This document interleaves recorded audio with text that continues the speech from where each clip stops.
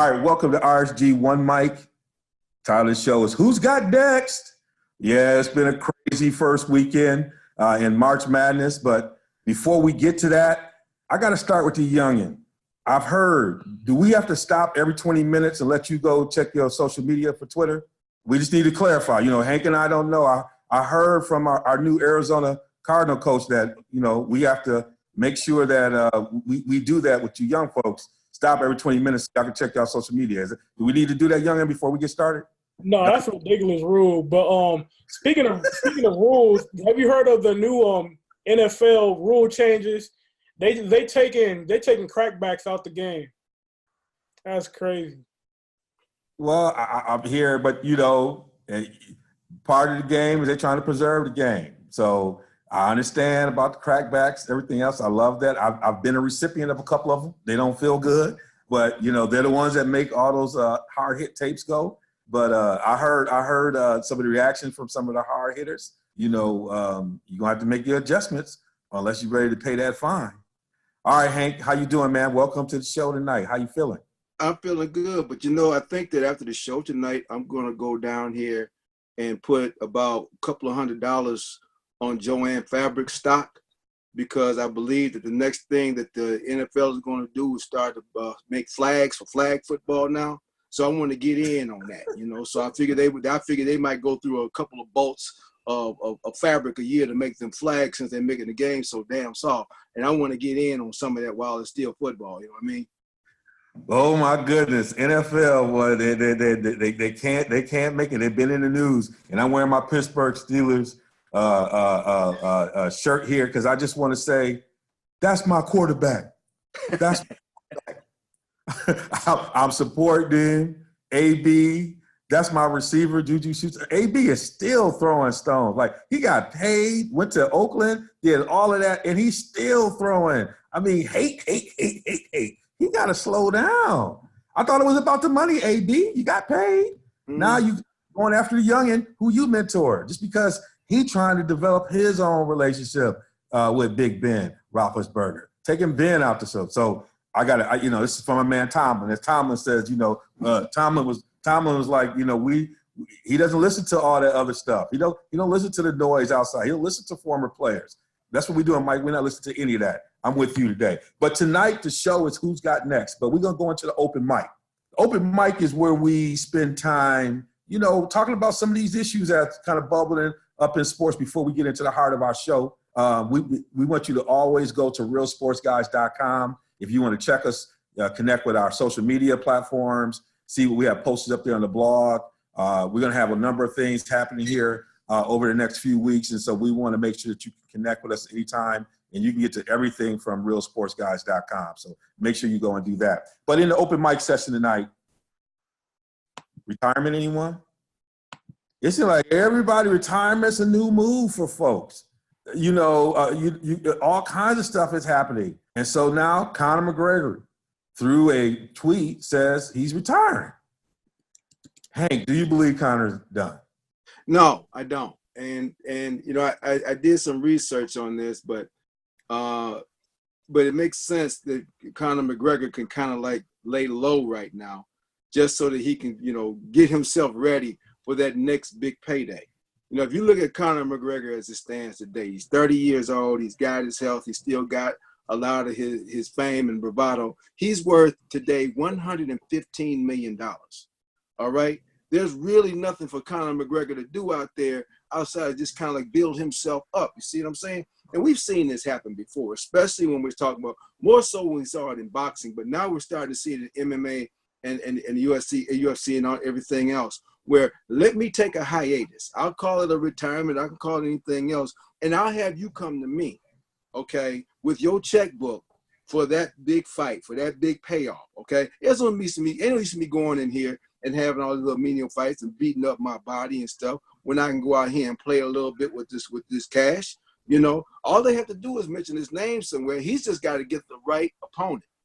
Okay. In the meantime, he can go out here just like everybody else. He can go up in the he can do play-by-play, if you will. He can do movies, you know, just like Ronda Rousey did, you know, and make his money somewhere else and then when that time is right, like I said, he's only 30 years old. He can get that one big payday if he wants to. In the meantime, he might as well lay low and part.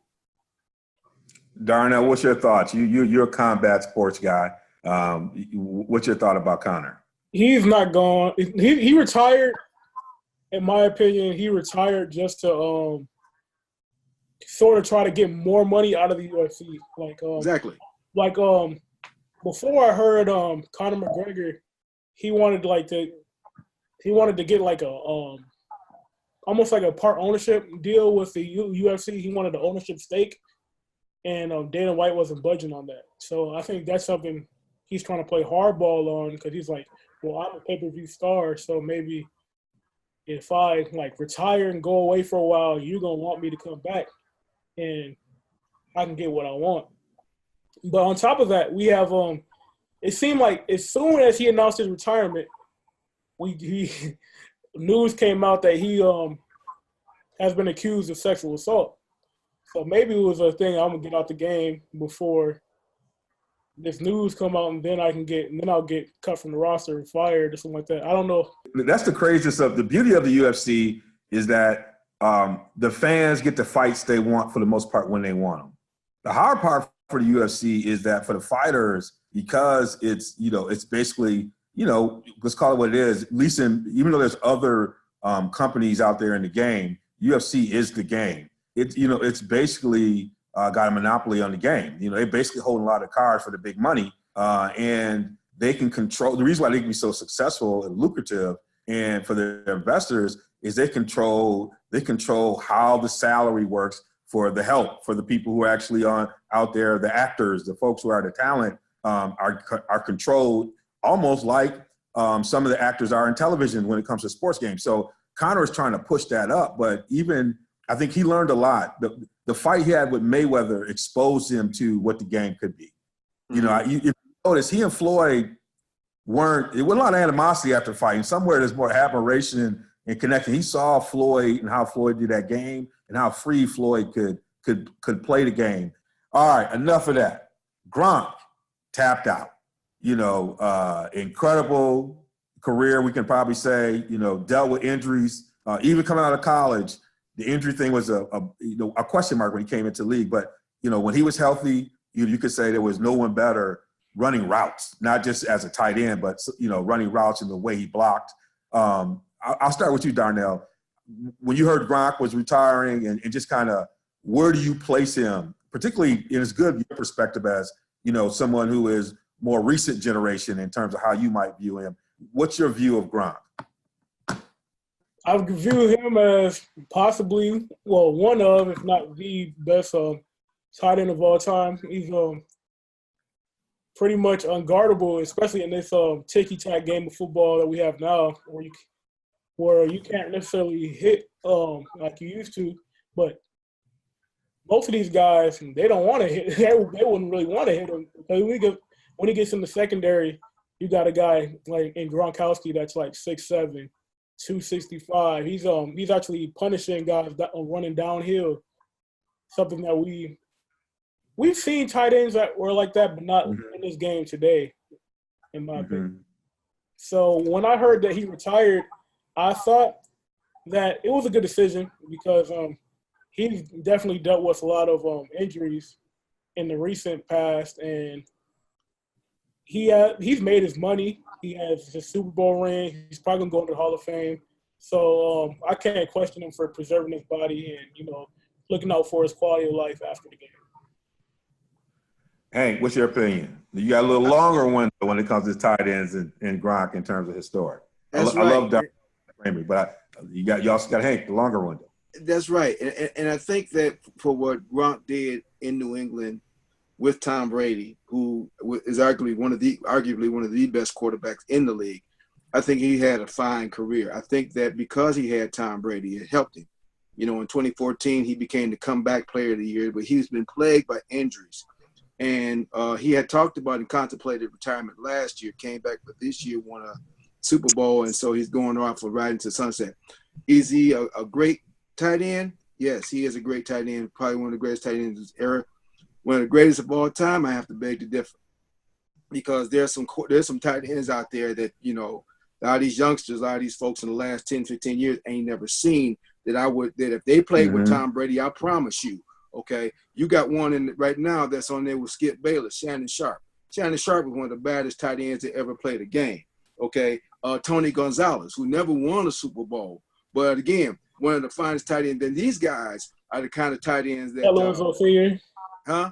You got Kellen Winslow Sr. too. Kellen Winslow Sr. And beyond that, you can go with Charlie Sanders, okay, with the Detroit Lions. And even right there with the New England Patriots, okay, they had a tight end, you know, before Gronkowski named Ben Coates, okay, who was the prototype of the tight end, okay? He's in the New England Patriots Hall of Fame, okay? He ended up winning the Super Bowl with the Baltimore Ravens, okay? He played 10 years, all right? 3, 4, 5-time Pro Bowler. So, I mean, is he one of the best in this era? Yeah, but why is that? All right, and name me another tight end that's doing what he's doing. You could say Graham, but you know he's more of a hybrid, right? But right now, he's good for his era. He's the best for his era. But the greatest of all time, I can stack too many against him. Well, in my opinion, it's not just his ability to catch the ball; it's also his ability to block. And when you name guys like Jimmy Graham and stuff like that, they don't necessarily have the blocking ability that Rob Gronkowski has. So that separates him. Right. I mean, he's a good blocking, but like again, you can go back and see what kind of blocker Gonzalez was. You can go back and see what kind of blocker Sharp was. You know, and they can get down the field and they can outrun a safety to the end zone.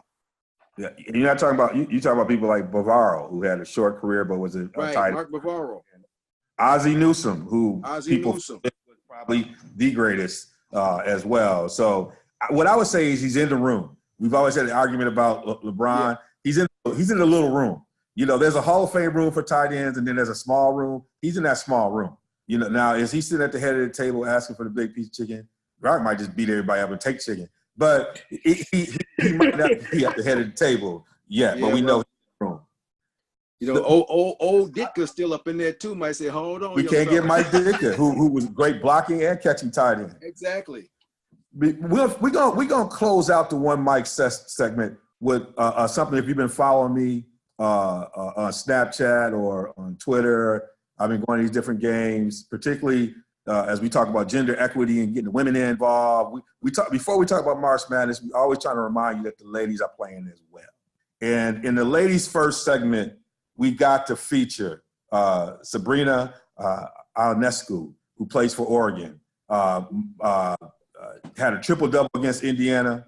I can't wait for my niece and your cousin to get on the court for Indiana next year with the Hoosiers. Hoosiers had a great team. We're looking forward to what y'all going to do next year. Y'all actually are where Oregon was a few years ago, so hopefully y'all can do that same trajectory. But she has the most triple-doubles in the history of NCAA basketball. And I didn't blame her for taking a shot at ESPN and others, but you ain't got to take a shot at real sports guys, because I watched your entire game and watched your triple-double. Now, did you shoot the little shot short to get the rebound? Yeah, but when you have as many triple-doubles as you have, you can do that. You can do that anytime you want to. You said you did Ricky Davis? Huh? She pulled a Ricky Davis. She pulled a Ricky Davis, but she is bad. And she's only a junior. And now look, she's only a junior. They're not sure she's coming back because she might be going to league or going professional. You know, hey, I love that. And on top of it, we had a young lady who won the high school basketball NBA dunk contest. She had the goggles on. She had the cape on, and she jumped over the guy with the chip. The ladies are killing it right now. And while you're watching basketball, make sure you check out the women who are playing over the next few weeks. Some incredible basketball being played. Some great teams on top. Some of you are familiar with UConn, but there's a lot of great teams out there. UConn's actually a second seed. Oregon looks great out there. You got Notre Dame looking good out there. Last year's national champions. And so make sure you check it out. But if you have a chance to check out Sabrina play, you might see another triple-double. So we want to tip our hat to you from the Real Sports guys. Now we're going to go into the Cypher. Who's got next? March Madness is crazy. And we're going to start out with looking at our 2019 RSG Tourney Challenge. Now, as I told y'all last week, after Hank made his selection, I said, if y'all don't get in this tournament, y'all making a mistake. So the first part of this thing is called Mississippi Burning, because Hank came out here and tried to convince all of us about the quality of the Bulldogs of Mississippi State. I think he got the Bulldog right, but he should have been talking about Gonzaga and not Mississippi State. I asked him if Dak Prescott had more eligibility in basketball. He didn't confirm that. And then they went out there and laid a dud. Mississippi Burning. What say you, Hank? Explain to the people, dear people of RSG, why Mississippi is burning. Okay, Mississippi is burning because they didn't come to play. All right, and this is and we all know about these one and done tournaments. Okay, so let me just give me the flow a minute, okay? Because you don't put it out there that I'm on some illegal stuff, which I'm too old to do. Because see, at my age, I might forget who I am, so I'm not going to be doing no crazy stuff. I said you were partaking. I knew he got free dispensaries. I told Mark Malley to check. Well, that being said. Here's what really went down. Like I said before, when you look at and this year again is as much of an aberration as last year was. Last year you had an aberration. You had a 16 seed beat a 1 seed.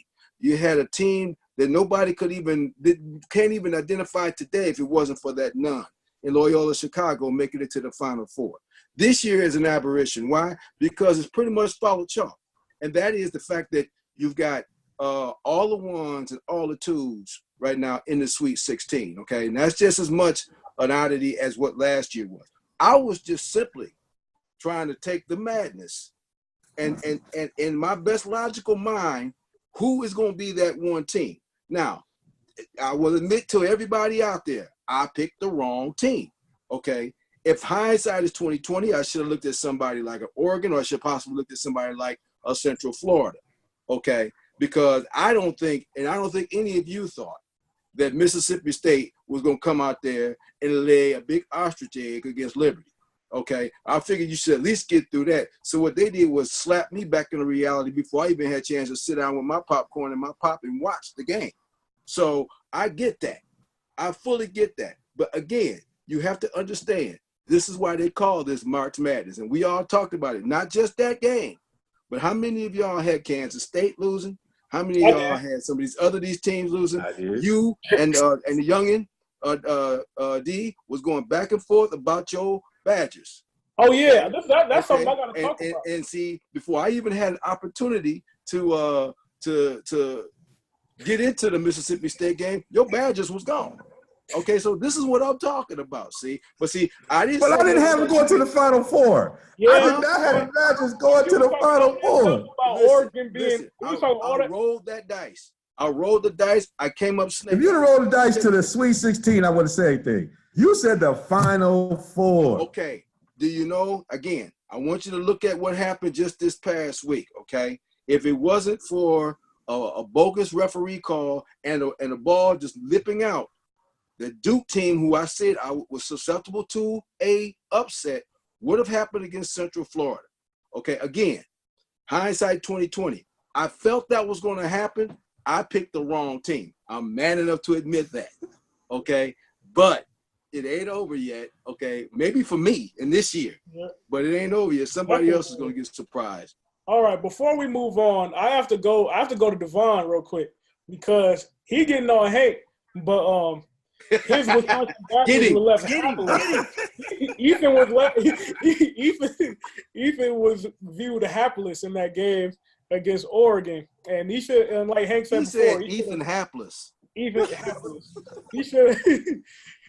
And like Hank said, he should have been on the Oregon Trail all the way down to the Final Four.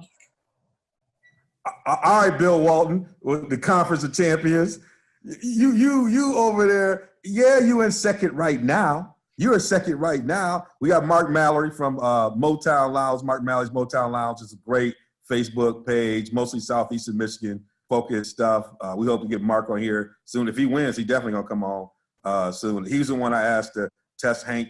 He's close enough to or I might have the Darnell to test Hank. So Mark is in first, Darnell's in second, I'm in third. You see, where is Hank on this list? I there. don't see Hank at all. Did Mississippi State take him all the way off the list? He's not even on there. Like you can't even scroll down and find Hank. Hank's so far down, he's in next year's tournament.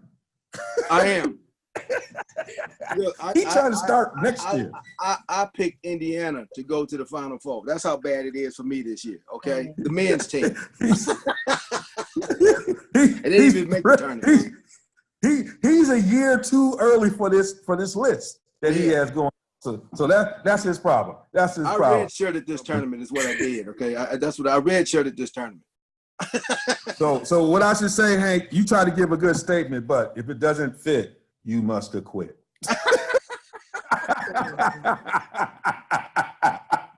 That's what. Lock me up. Lock me up. So it's a family affair. We were talking about against Duke versus Central Florida. Was that a game? That was a great game. Aubrey, repping for his dad. Almost got his dad kicked out of any kind of alumni appearance in Durham for the next 15 years if he'd have kept balling like he was balling. He was crushing so much. I was like, he's not getting invited to the Sunday feast over at the Coach K's house at the Krzyzewski's house at all. If they win this game, he not going. They were going at him. They had the big fella, 7'6", who said, "You're not dunking on me, Zion." I mean, they were playing. They looked nervous. How do you put a 7'6" person on a point guard and your point guard doesn't score? Like, look, Tyus Jones, I said I watched him play out there. I loved him. I thought he was the key. But if you'd have told me he wasn't going to shoot like this come tournament time, they were going to be able to play a 7'6" center on him and get away with it, woo, he got to come back next year. Great game. Darnell, I'm going to go to Darnell, then Hank. Darnell, what did you think about that game? That game was an instant classic. It was back and forth. Like, in my bracket, obviously I had Duke going to the championship game, but I found myself rooting for UCF to win that game. But you can only help but to like feel for them. When you see after the game the whole team crying and stuff. So it was a big moment. But like you said, it's a family affair. You know, Johnny Dawkins being the first ever Dookie, the first like big like star that played at Duke. And then he's coaching against his rival team with his son on this team. It was a big game. And also, you had Taco Fall, Terrence Crawford's little brother. But yeah, it was a big game. But the thing that switched that game, the thing that switched the momentum was that alley-oop. Yeah, I was about to say that. Yeah, man, they hit that alley-oop. They up 6. Yeah. And it's a killer because they missed the alley-oop, and then Duke comes down and hits a 3. That's a 5-point swing. And then the most interesting thing in the post-game interview with Zion, R.J. Barrett, R.J. Barrett actually said, "I had a feeling he was going to miss it." Did you hear that? In the post-game, I was like, "Wow, that's no confidence in your boy. You had a feeling he was going to miss?" He said, "I anticipated he was going to miss." That was something else. But Hank, anticipate they're going to miss. Huh? So you always supposed to anticipate they're gonna miss on a free throw. Yeah, but you gotta have some confidence in your boy. He's gonna knock that shot down, but you gotta lie about that. But think your boy gonna miss. He got a push too. Oh, he did. I mean, they would pull all kinds of Duke kind of stuff on the floor, but they got the victory. They advance on. They're going on to the next round. It's a crazy. But we got to check in on the Can't Trust It list. Now, for those of you who are new to this. The Can't Trust It list is a list that, and we always have to pay homage to our man, Marcus, the Game Changer Flowers, who I believe was the originator of Can't Trust It list on the Big Show, which we're not out yet. We'll be bringing them back. I've been trying to we're going to bring them back. We've been talking, they kind of like Conor McGregor. They want their paper too. And at this point, I don't have paper. So I can't get them back. They're too expensive for me. But we'll get them back in. But Marcus, our beloved alum over there, Marcus brought this to us. And so it's a team, most like a coach who, these are people, unlike Hank, who had Mississippi State, these are people who are more like blue bloods or teams that you expect to make it to the finals.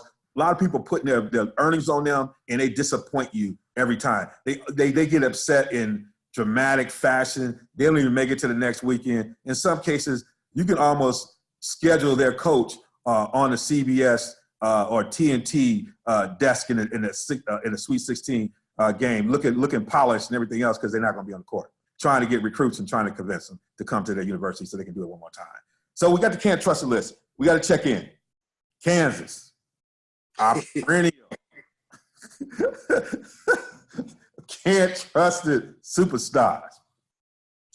Ran up against that team Auburn. Now I told people when we were in Maui, I said these cats in Auburn are incredible. The backcourt of Brown and Harper accounted for 43 of Auburn's 89 points. KU's 3-guard lineup only counted for 30 points. Bryce Brown is no joke. Now, sometimes he lack on defense. But when it comes to scoring, he fill it up. And y'all gotta understand, Jared Harper's not that tall. You see him dunking on the break and the way he's doing, this kid can legitimately play. And now I think he was one of the people that said, look, the nation's going to learn something about this Auburn player. They saw it against KU. They blew them out in the first half. The other person who, we kind of got to give him a pass, but he's back. He's going to look good. He's going to look this good on this weekend is Jay Wright. Jay Wright, Villanova. Now, they had a transition year, so we kind of took it light on him. But if you have a chance, he's the best-looking cat on the desk. He'll be at CBS, TNT, look good. The can't trust list. Anybody else on that can't trust list or KU? Give me some feedback, Hank, on what you thought about our can't trust it. Okay, candidates. listen. The sad thing about it, okay, as much flack and heat you done gave me about Mississippi State, we were spot on this one. Okay, we were spot on. I mean, we drained this one from downtown and hit the bottom of the net. It didn't even move. It did one of these. Okay, because I mean, it feathered in. Because the thing about it with Kansas was that was just such a. I mean, the thing about Auburn, as you said, you saw them in Maui, but they have been overshadowed by Tennessee and Kentucky in the SEC. Okay, yeah. And that's all anybody's been talking about. And meanwhile, these cats is balling. I watched that. I was stunned by that score. I was absolutely stunned by that score. And I mean, they did not let up. I mean, you thought that they had changed uniforms if you're just talking about name recognition, right? They put a whooping on Kansas, okay? But like I said, we kind of thought that would build something. That's just their MO. You just wait for it to happen, all right? Conversely, though, we talk about Villanova, and like you said, you gave them a pass. We gave them a pass. They won it last year. They did lose a lot of players to the league. But my God, you just get absolutely torched by Purdue and Carson Edwards. I mean, that's what I'm talking about. It's Purdue. Look, you right. I warned you. It's going left, Carson. It's going left, Carson. Right. You right the wrongs of the beginning of the season. You win the Big East regular title. You win the Big East Conference championship, right? So now you figure now listen, losing is not a crime in the tournament, okay? You're not going to win it every year, but you come out here and they got absolutely just run over. It was like they had Carson Edwards out there with about 2.5 minutes left in the game. They up by look like 1 million points, and he's still draining threes on. I mean, that to me, that was a flame out. I mean, I'm like, you got to get your team ready. Maybe they just felt like, okay, we've already done it, and we just don't have the veracity to do this again. But my God, I mean, when we talk about the can't trust it, I saw two just monumental meltdowns. I just didn't anticipate seeing. And I'm going to say this, Tennessee fans, if you're watching, if you get something, a note to Barnes and to Williams and to Admiral, Carson's going to be on the right side of the floor. He's going to take 2 dribbles to the left and pull up. This way, he's going to go to the free throw and pull up. But he's going to start, when he need a money shot, he's going to go right side of the floor. I watched him do this in the Kohl Center, and he's going to go left, 2 dribbles and pull up. He's going to do that shot about 70% of the time on the floor. He's going to kill it. And if you understand that hedge and make him go right, that's my tip of the day. Youngin, the can't trust it, folks. Oh, we hit it on the head with Kansas, but before I get going, you mentioned Auburn with their 43-point backcourt. That was almost as much as Carson Edwards. He had 43 himself on your Villanova Wildcats. No, but yeah, we have obviously Bill Self in Kansas, but this one performance is not going to have me put Jay Wright on the can't trust list because his success in recent years, the 2 national championships, exonerates him for me. He's not. I'm not putting him on the list. But Virginia, they before I get into this, Virginia, they had a scare. I thought they were going to lose to Gardner Webb because it got really contested in the beginning of the game. I was thinking like Virginia about to lose. A testament to the coach and the team. They bonded together. Second half, they got it done. But Kansas, I think Kansas is the lone name on that list for me this year. So far. Yeah, I think because of the way that we talked about with the way the tournament's going with a lot of the blue bloods and some of the top seeds, you're not having that as much as you would think you would have this year, just because of the way they've been advancing and getting to the Sweet 16, get you out of it. But they're still, you got Virginia, unless they make an Elite Eight or really a Final Four appearance, is still in the mix because they were billed as a Final Four team, right? They're billed. So there's some teams that still have a ways to go to not be on that list because some of these teams are Final Four type teams. And if they don't get there, if Virginia loses in this next round, they're still in can't. You know what I'm saying? Getting the number one seed, you know what I'm saying? They on it. So you got to keep going.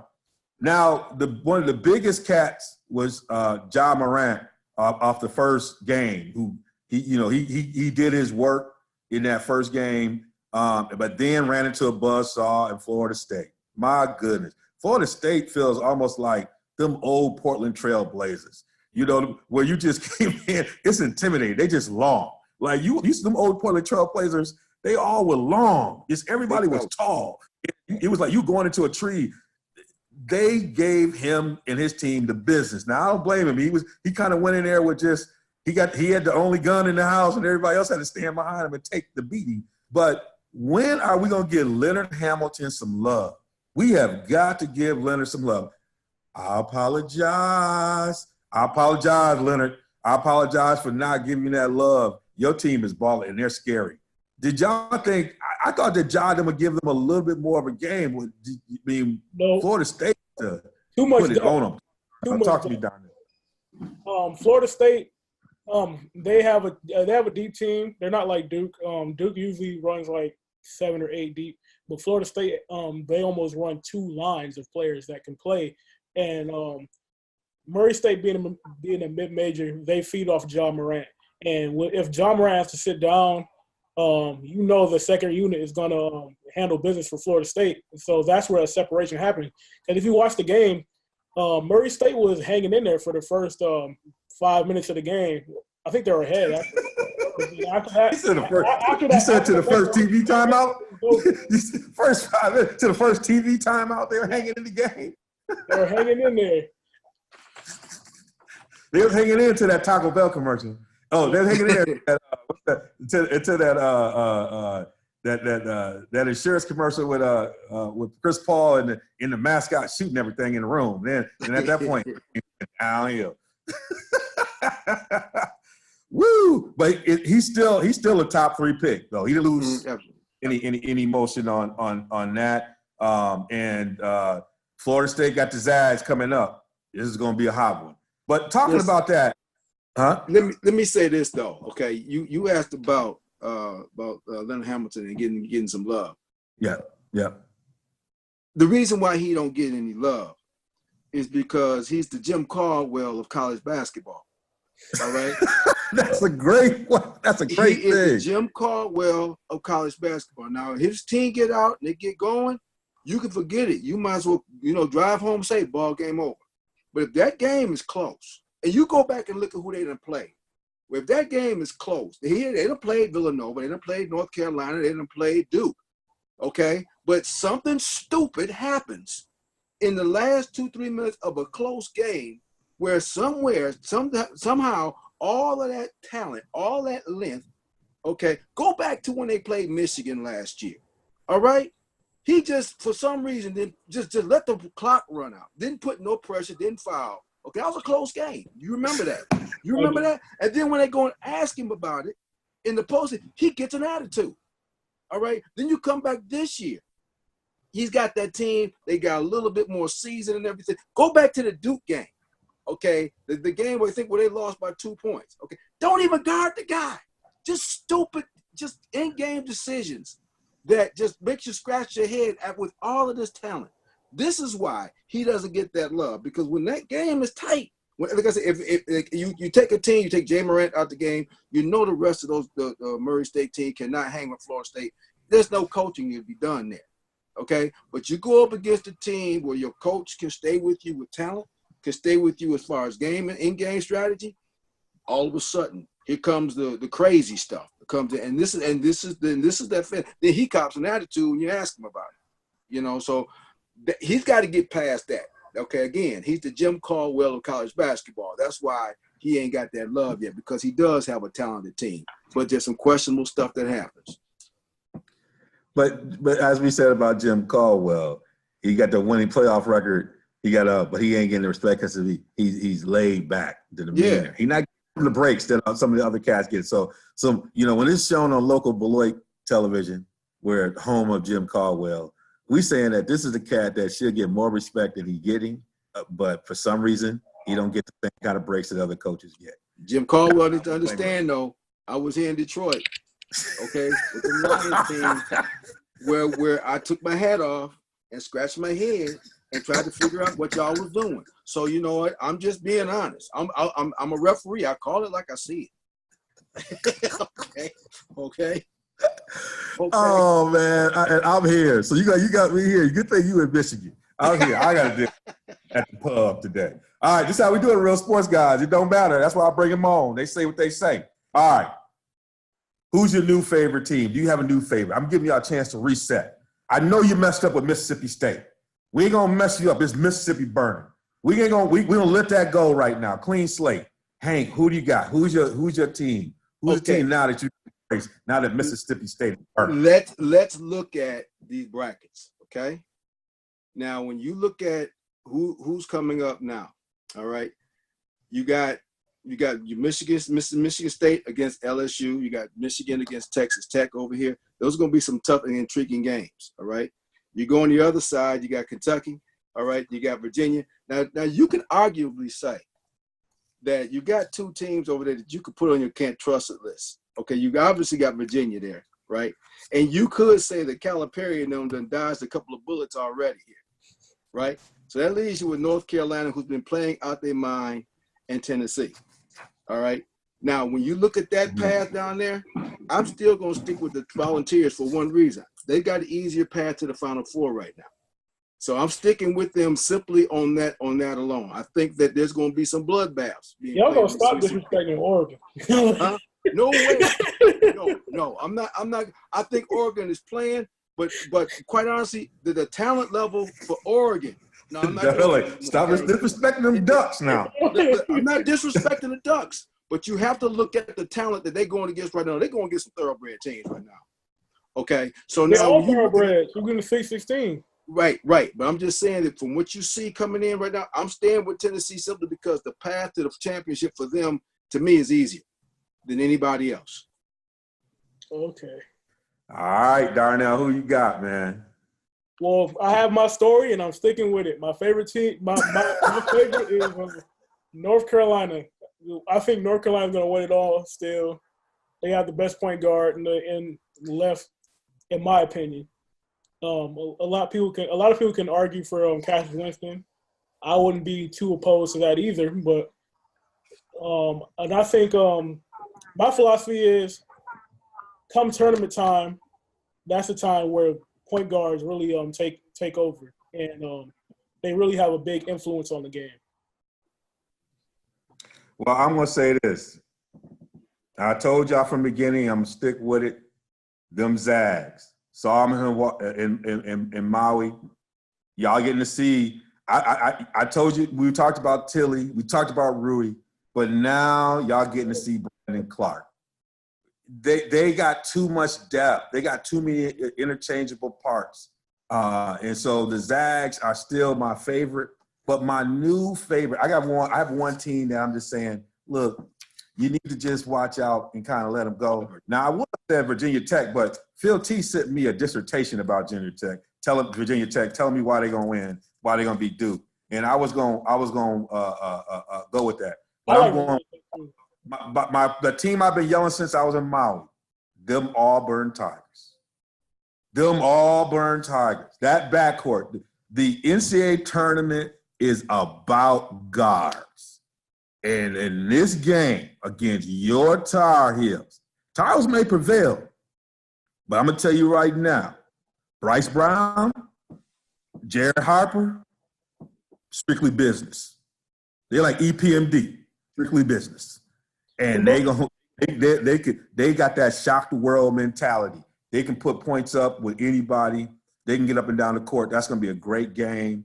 That's it. But, the Zags, I already told you, Zags cutting it down. Also, but they're going to have to play defense, too.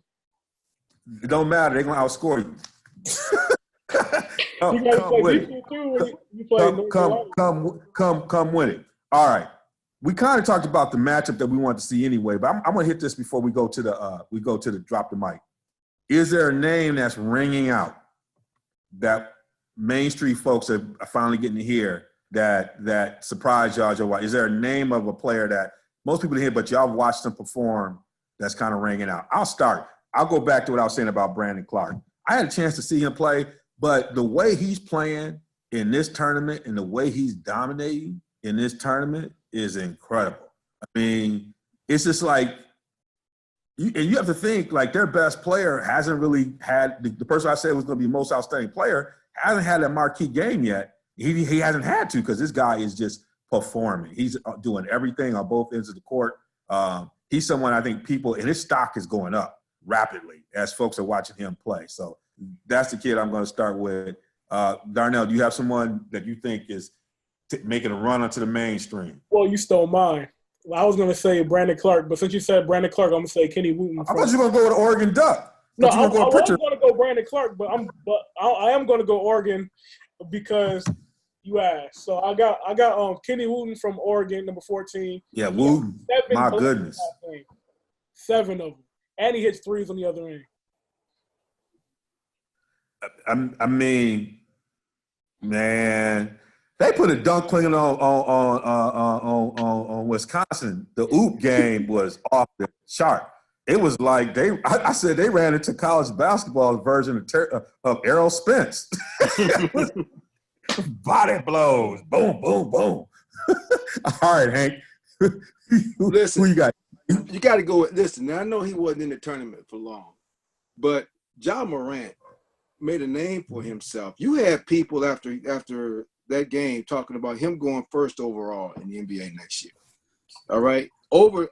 You had some saying going over Zion.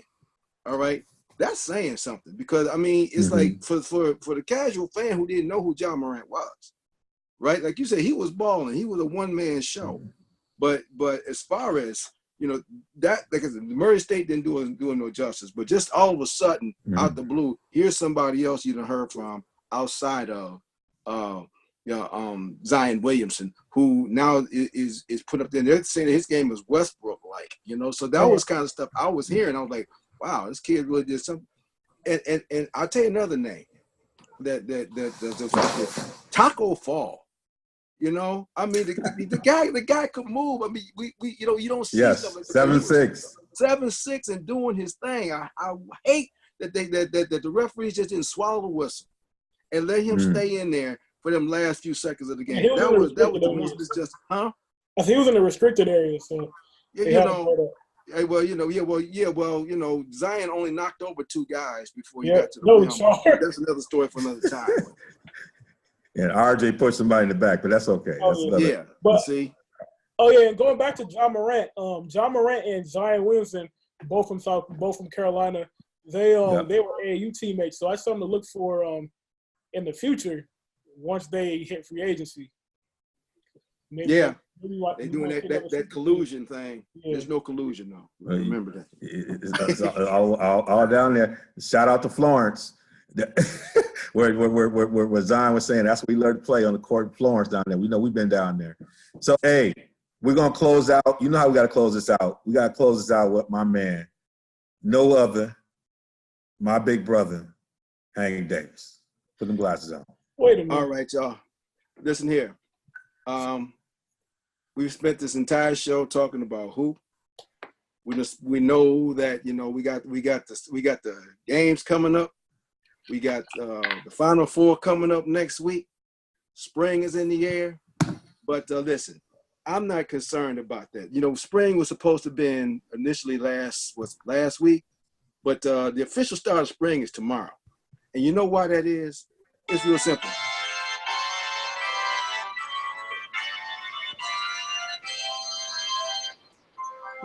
Yes, sir. Baseball season starts tomorrow. All 30 teams are going to be playing tomorrow. All right. We get to see Bryce Harper in Philadelphia. We get to see Manny Machado in San Diego. We get to see Robinson Cano come back to New York. Of course, now he's with the Mets. We get to see Andrew McCutchen come back to Pennsylvania. Of course, now he's with the Phillies. My point is baseball is back, okay? All the teams got a chance to play in the championship because everybody is 0-0. I'm going to take this opportunity to let you all know that Inside the Park is going to be coming back. We're going to try to preview our first show next week after all the games are played and see what's going on. A lot of movement going around. But baseball is back, okay? The unofficial start of the summer starts tomorrow. Your favorite team all across the country. You can't miss a game, okay? It's time to get excited, folks. Again, baseball